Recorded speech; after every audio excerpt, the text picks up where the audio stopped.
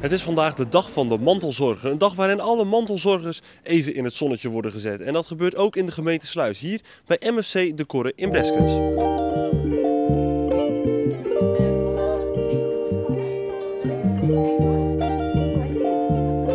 Vind ik heel fijn. Ja, heel fijn dat er oog voor is. Ja. Want je doet het met liefde, maar het is ook fijn als het gewaardeerd wordt. Het is ook fijn om met mensen even samen te zitten, ervaringen uit te wisselen.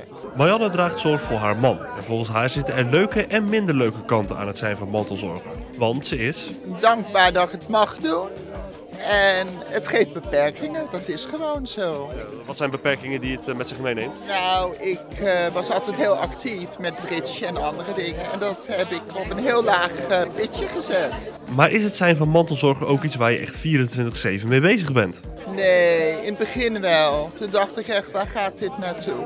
Maar ik heb het overgegeven en het gaat inmiddels iets beter. En in de schaarse vrije tijd proberen Marianne en haar man wel leuke actieve dingen te blijven doen. Wat mogelijk is. Wat mogelijk is. Ja. Is er veel mogelijk? We proberen elke dag even een klein stukje te wandelen. En als het goed weer is, gaan we op het Spuitplein een drankje doen op het terras. Nou, dat klinkt nog hartstikke actief.